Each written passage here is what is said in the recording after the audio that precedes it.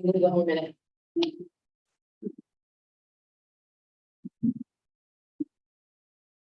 Can everyone please stand for the flag salute? I pledge allegiance to the flag of the United States.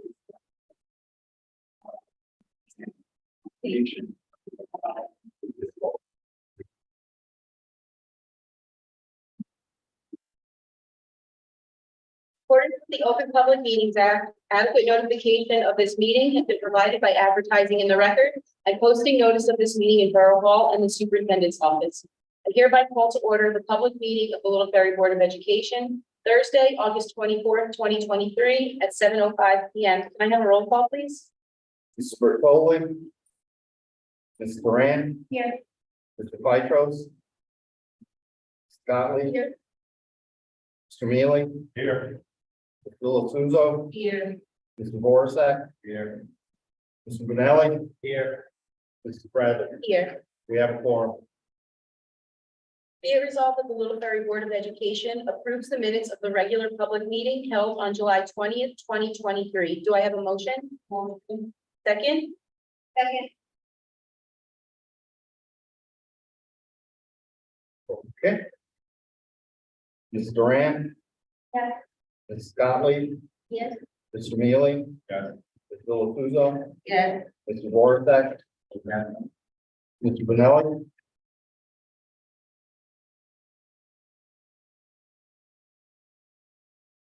Sorry about that. Mr. Bradley. Yes.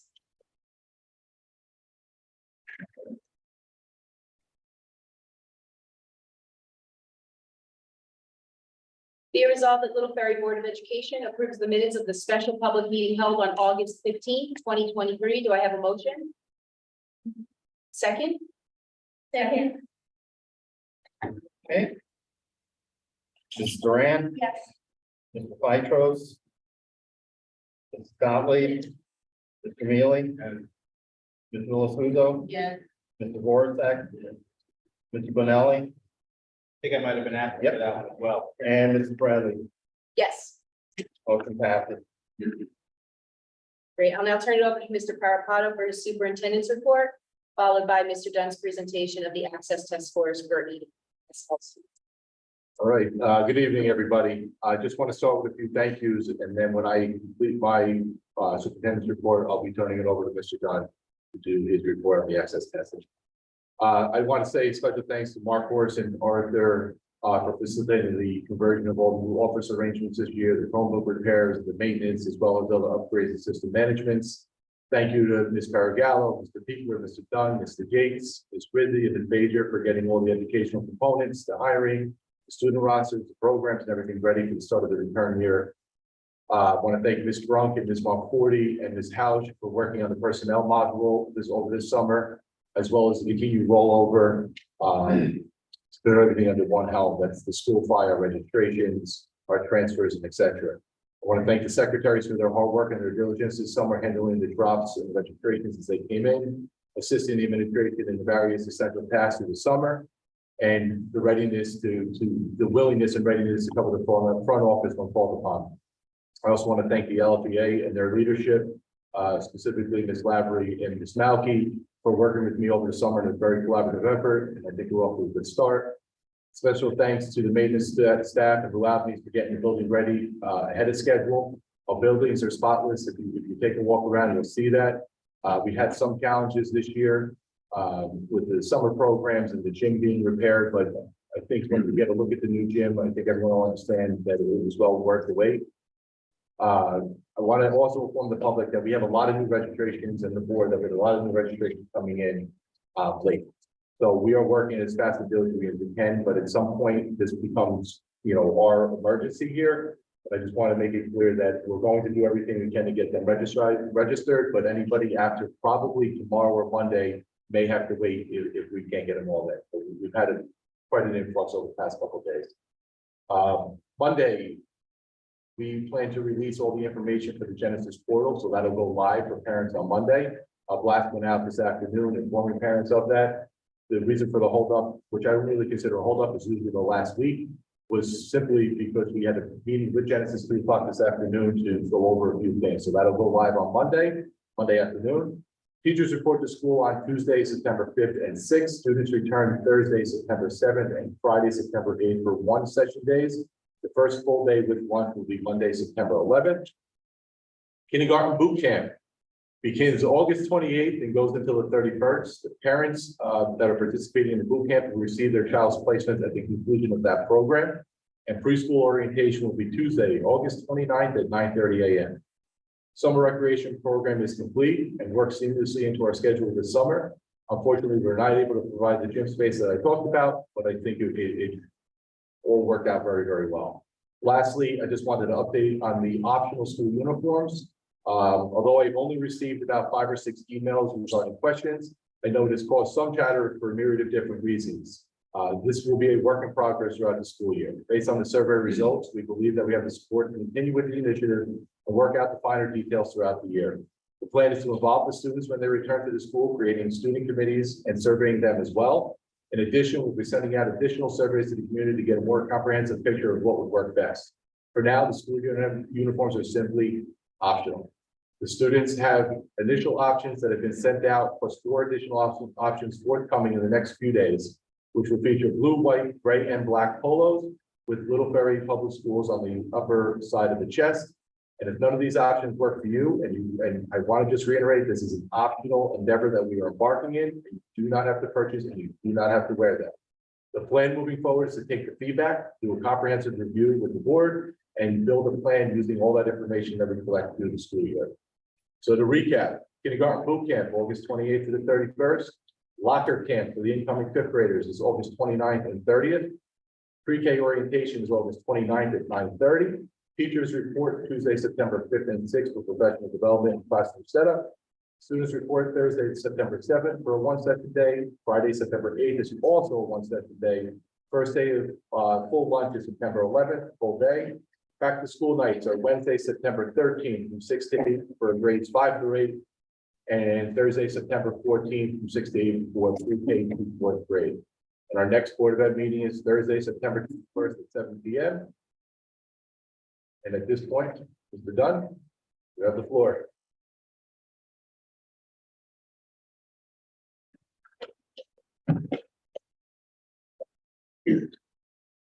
Yeah, thanks to Mr. Horst and Arthur for setting this up. I have 2 screens, one for the board, one for the audience.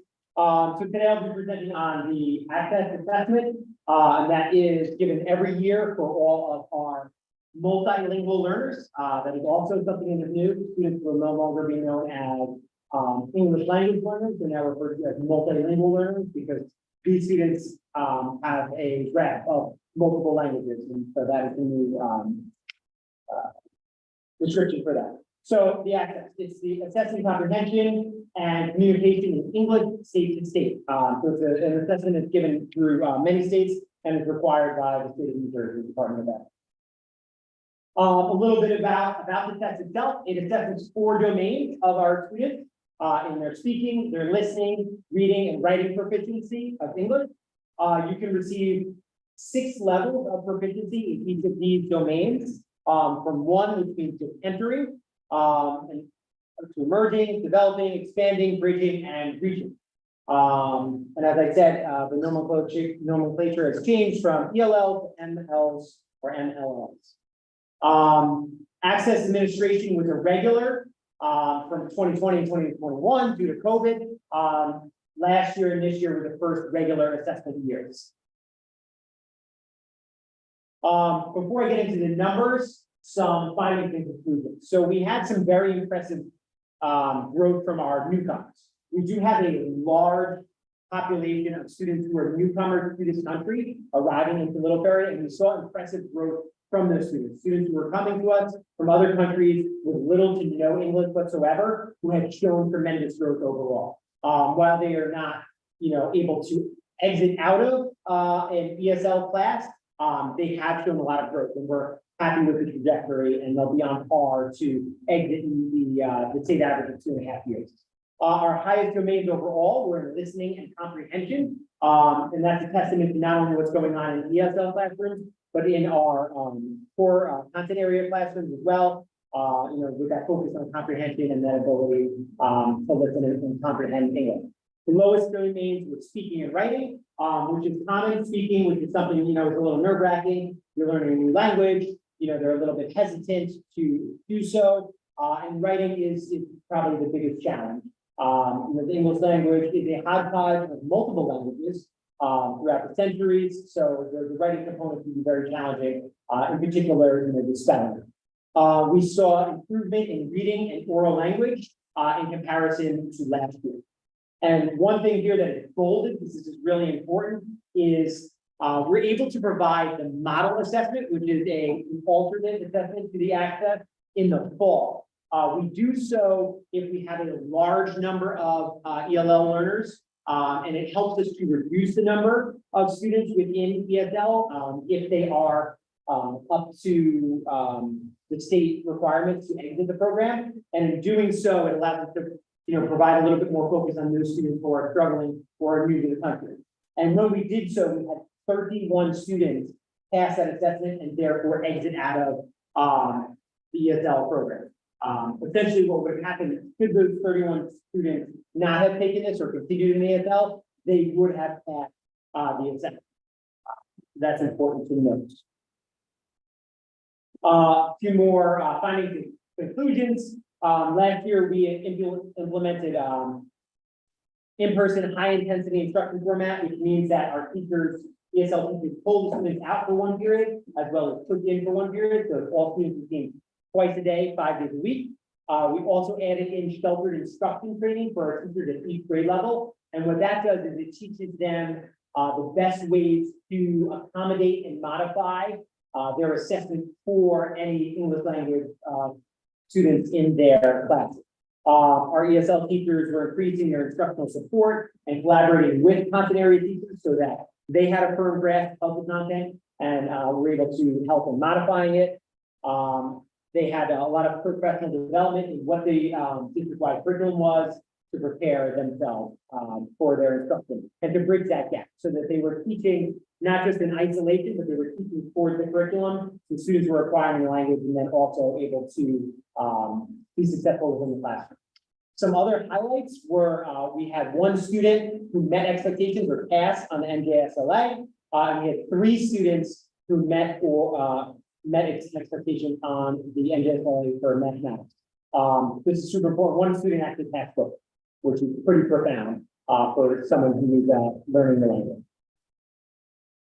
The reason why I started with that 31 is because of the 54 students that did take the assessment this year, 0.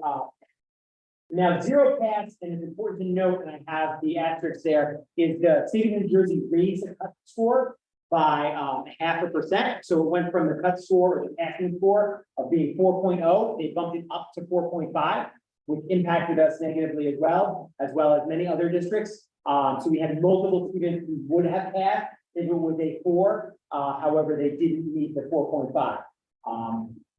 As an aside, it's something unique that the state of New Jersey chose to do coming out of COVID and interrupted instruction. But it's something that we're going to adjust to moving forward. Again, 31 students would have passed, and it would have put us closer to 40% passing had they taken the assessment. So it's quite a swing. So the number when you first see it, when I first wrote this presentation, scared me. 0 is not a great number, but when you look at the other students that would have passed, it makes quite a difference. You told me 31 kids didn't pass in the spring, but may have, in one way or another, picked up the knowledge over the summer to pass it in the fall. Right. So 31 of our students took the model assessment, which is similar to the access. You can just take it in the fall or in the winter or even in the summer, and they passed it. Once you pass that, you can exit out of the program. So had they not taken it, they would have been projected to pass on the spring state assessment. Participation rates were great. 42 out of 45 students within Washington School took it, and 12 out of 13 in Memorial School for over 90% overall.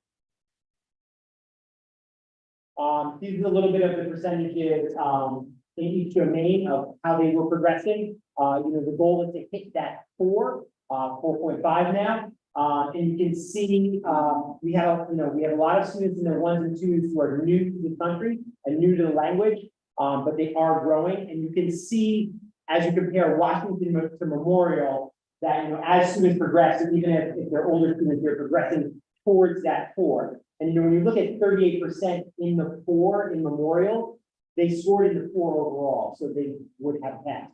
So again, that hurt us overall. There we go. By student subgroups, just to note, the N means that the subgroup is less than 10. So due to confidentiality, we cannot report those numbers.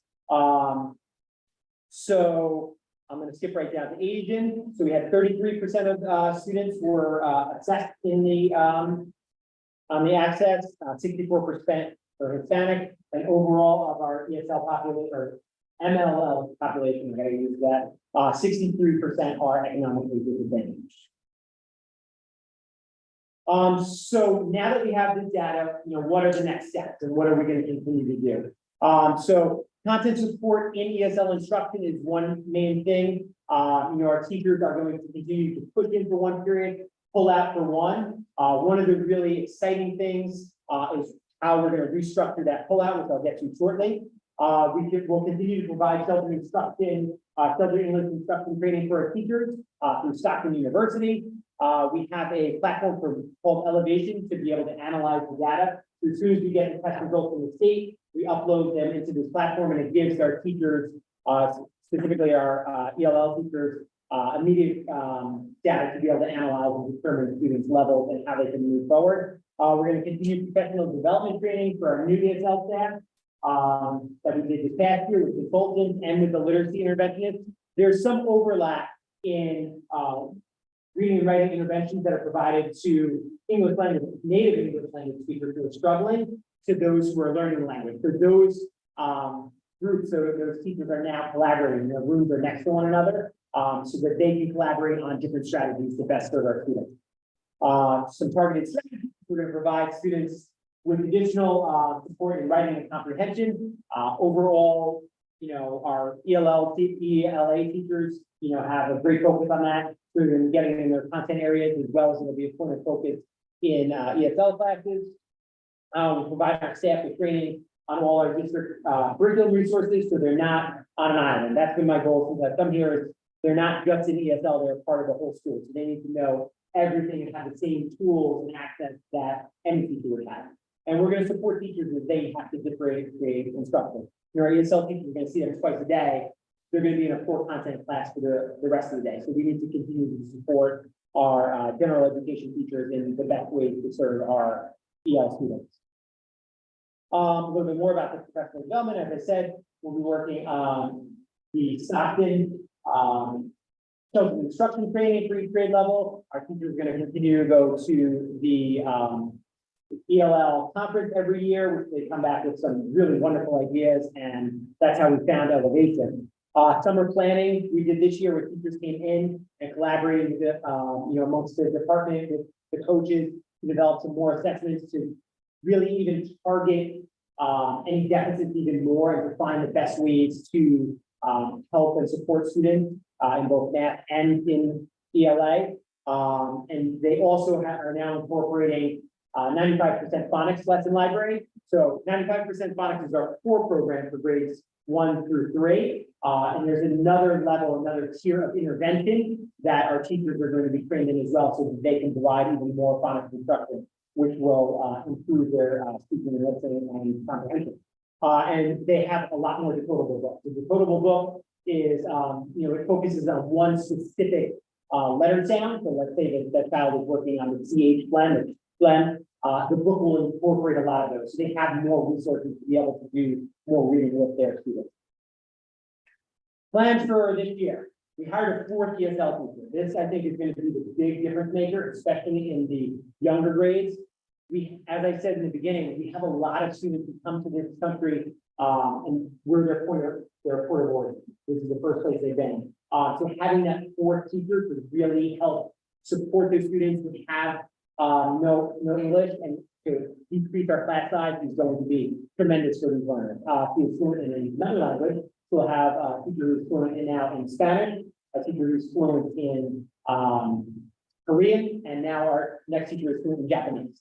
So, and, our teachers come from some different walks of life. One teacher was a former ESL student, new to this country, and now is that teacher. And our newest teacher, lived in Japan, studied abroad and stayed, fell in love, and then moved back with her children who were then ESL students because Japanese was their first language. So it brings with them a different perspective to the children and how to relate to the families, which I think is something very special here. The lesson, or the next thing rather, is how we're going to pull out money. So we want to make sure that we're supplementing, not supplanting what's going on in the classroom. So the WIN period is what's going to allow that. WIN is an acronym for what I need now. It's going to be an intervention for all period happening in every grade, K through 8, which we are thrilled about. And it'll allow the ESL teachers to pull out during that period so that the students are not missing any core instruction. They're receiving the supplement of ESL, but not missing any core instruction. We're going to continue to collaborate with our Title I interventionists to meet the needs of our students. ESL is going to have its own back to school night, as well as their own family engagement nights, specifically targeted to multilingual learners. And also that way we can bridge the gap to provide support to the family. We've reached out to the public library as well as the Meadowlands Family Success Center, and they're both going to be offering adult ESL classes, and we'll be able to let our families know about that so that they can enroll and improve themselves as well. So we can reach beyond just our students into the families as well. And that's it. Any other questions? Yes. How long? Yeah, 15 minutes. Yeah, Before. Yeah. I know in the summer we have summer school, we have, did we consider about having an ESL program in the we summer? actually did this year. Oh, you We did, yeah. Oh. Oh, I must have, you know what, I must have missed. Well, yeah, we did do that this year. It went really well. It was something that the teachers advocated for, so, and we couldn't have agreed more. So they, they got to see a lot of the students, not as many as they would have liked. A lot of students from the country, they'll travel abroad to go back and see family. But the students who were here, the teachers said, that there's that learning loss over the summer, so they didn't get the slide, but now they're going to come back in September even more. So the teachers were really. And we have the rising sign program in the morning. Would we consider also inviting ESL students to the rising sign and just having an ESL teacher there? Something local? Yeah, we actually had a lot of ESL students who were in the Rise and Shine who qualified. And yeah, if one of the ESL teachers wants to get up a little bit earlier, they are welcome to not volunteer to Okay, be hired for them. one thing checked out, Mhm. a lot of them I know go back to their country for quite some time. Do they go back, is the opportunity where can they go back in to test back in? Once they're out, they're done, correct? Well, they go into a monitoring phase, so we monitor their progress for the next 2 years. And should the ESL teacher or the general ed teacher or the family say, you know what, they are really struggling, they can re-enter the program if deemed necessary. Yeah, and by law, we're required to monitor them for 2 years to make sure they're progressing well in their grades in their regular classes, as well as on any state assessments or any in-house assessments like the IRA. Okay. Yeah, you're welcome. What languages do we have, kids? I mean, Spanish, it sounds like, Korean, you said, obviously we hired Japanese teachers, so maybe there's some Japanese. Yeah. What languages were kids? Spanish is the largest student population, Spanish, Korean, Arabic, yeah, a few Japanese, and then there's a large portion of students who speak like Russian as well now, as we have more families moving in from Ukraine areas. Any other questions? Thank you. Thank you, Mr. Dunn. Thank you, Mr. Dunn, that was great. I'll now open it up to Mr. Gomez to provide his board secretary's report. Good evening, everyone. So for facilities, we completed the superintendent's office. We're just waiting on a couple of items. There's some outlets that need to be covered up. In terms of completed projects, we did some flooring replacement. We completed 9 classrooms, 2 core areas, and the technology office, brand new VCT in those offices. The gym floor is just about done. We're waiting for the vendor to come back. There's rubber base molding that needs to be placed. We're also replacing 3 of the saddles on the doorways. So that should be done very shortly. We received our school buses back from Ridgefield Park. They were quite dirty, so we're gonna get them deep cleaned and also some minor repairs. So that's should be done by beginning next week. Hopefully Monday we'll take a bus. Okay, and the 54 passenger, it's a hard item to find someone who's gonna have the room to clean something that big. Yes. So, what needs to be done as of Tuesday, we still had 4 classrooms to clean. That was 101, 102, 103, and 104. Should be done shortly. The new cafeteria is done, correct? You should see the floor in that room. And just a couple bathrooms. So we're really in the home stretch to getting all the facilities projects and the cleaning done. We're also gonna move some stuff from the stage, just move some stuff around, clean up. So in terms of finance, I was able to close the month of June and the month of July. So those financials are, the board has those, so there's no problems. We're actually ahead of schedule. I don't like to fall behind. We have 60 days to approve financials, so we're doing 2025. So supply orders, just about everything's in. You can see in the corridors, there's not a lot of boxes, so just about everything's here. For transportation, we're receiving the route times and locations for the routes that we bid out through the joint. So those are already going out to parents. So in a span of a couple of days, we got the majority of them. The only thing we still have outstanding, we're negotiating with Ridgefield Park for 5 of our special education, it's either 5 or 6 special ed students that are door-to-door pickups.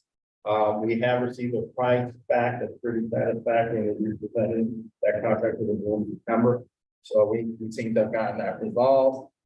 Food service, so we're getting a new vendor. So in terms of the business office, we have all the direct certification letters from the state back that we go out to the parents on Monday, so they know that they're in a direct certification status.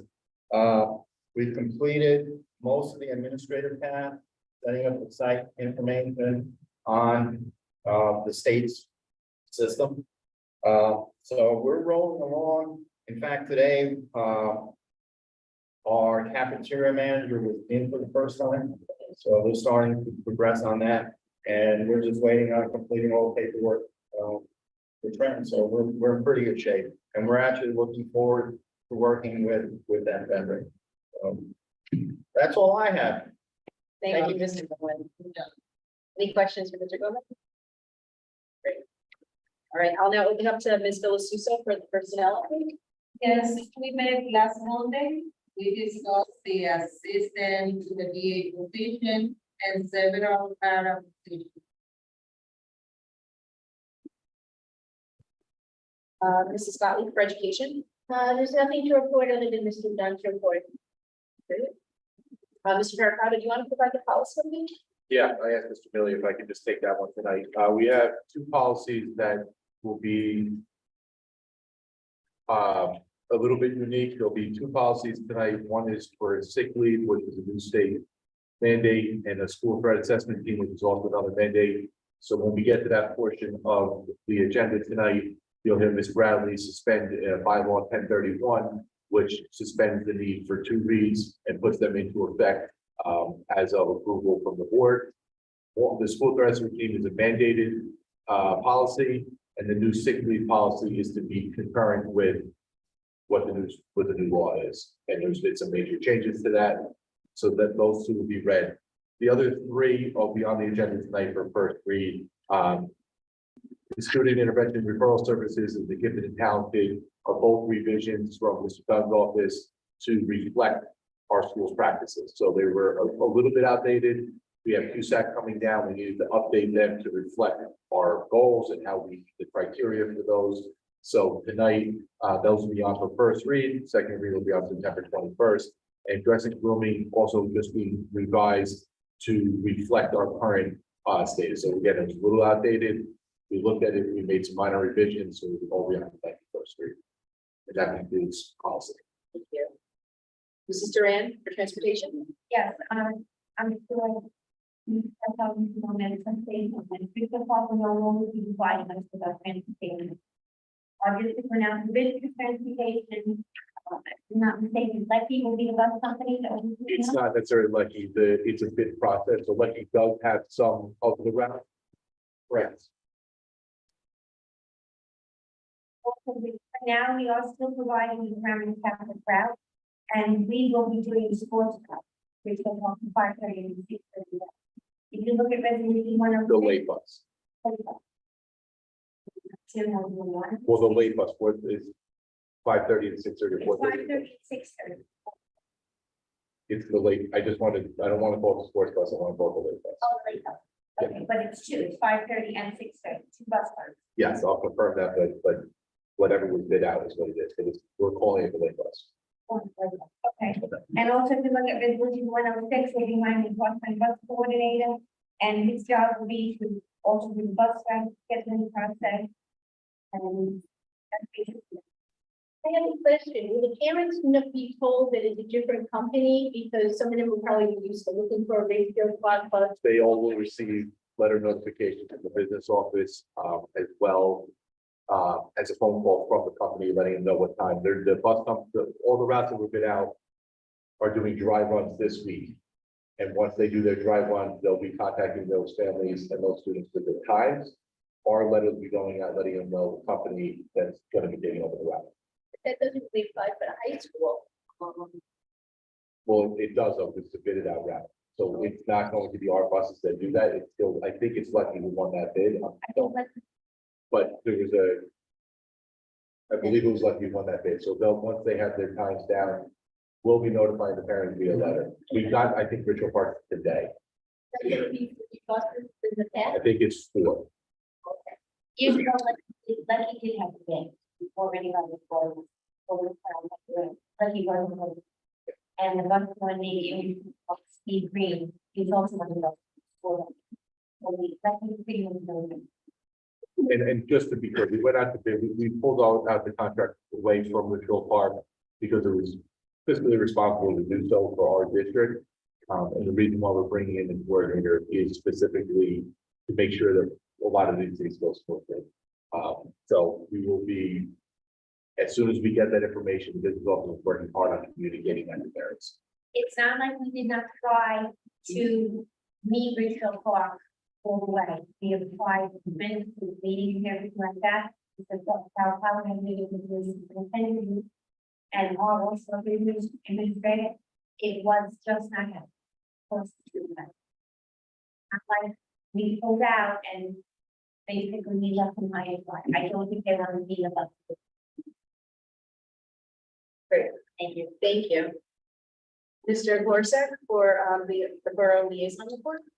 The expansion for, because the two of them seem to overlap. It's up to you if you have a report, and then I'll fill it again. Expansion committee, and that's pretty much dominating.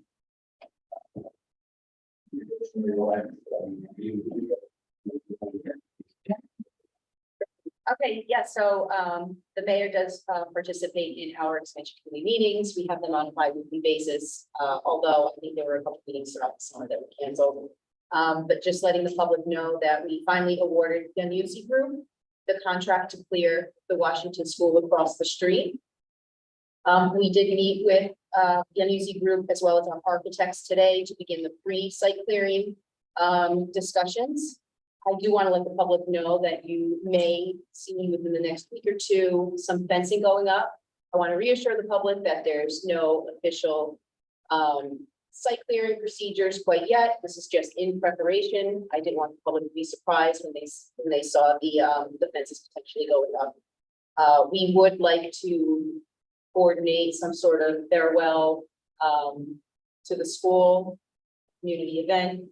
It's a discussion at this moment, but once we have more details, we'll certainly share those. We're hoping to do that by the 2nd of September.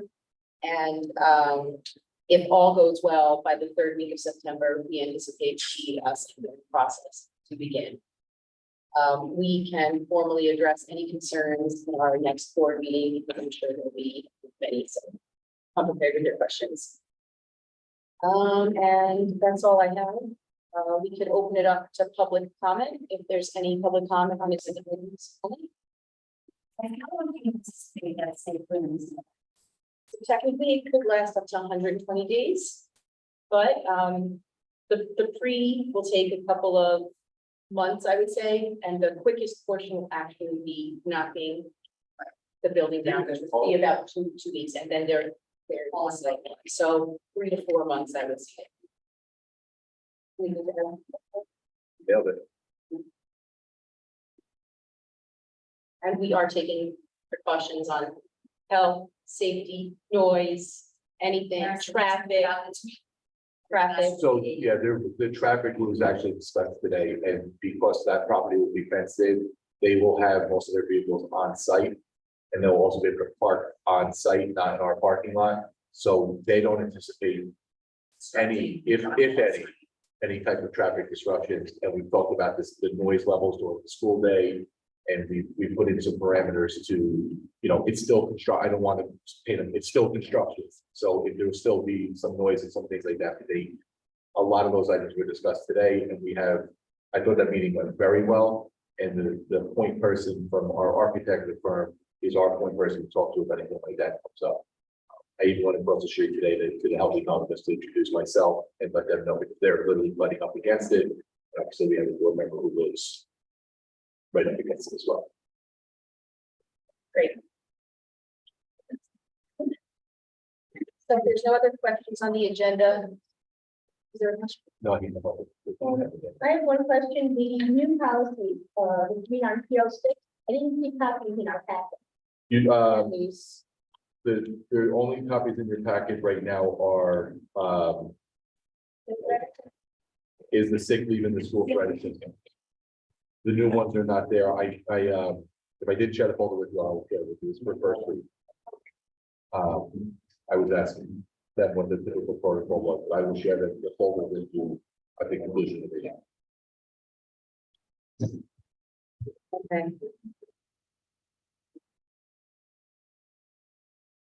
We'll now take a block vote on F28 to F32, DO 122 to DO 145, P95 to P108, C19 to C20, FA6, and PO6. Just a reminder, we're pulling PO5 to suspend bylaw 1031. Do I have a motion? Motion. I'm abstaining from P106.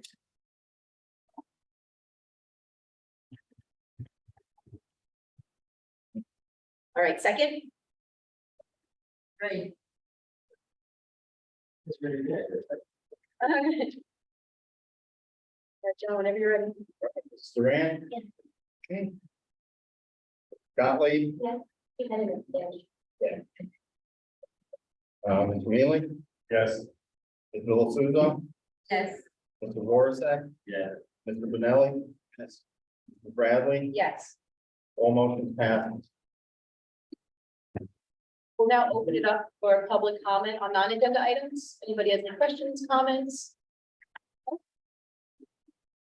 Great, all right, so be resolved that the Little Ferry Board of Education determines it is necessary to meet an executive session on Thursday, August 24th, 2023 at 7:43 p.m. Be it further resolved that these matters will be made public when confidentiality no longer exists. No action will be taken. Do I have to- Motion to close? No, you're not, we're motioning. Motion to adjourn. We have to come back in. So, today. All right, do I have a motion to adjourn? Motion, second? Second, yeah.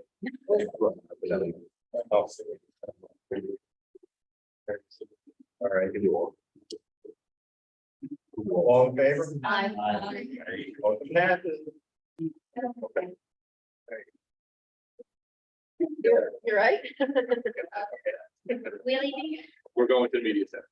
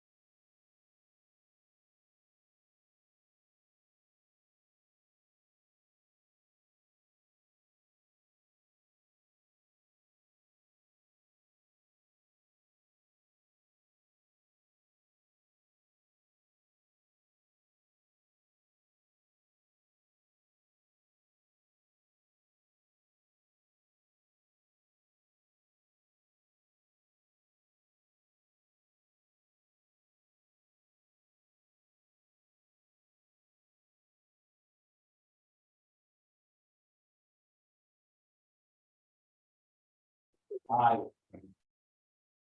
All aye? Aye. Right, this one. Nobody got the location.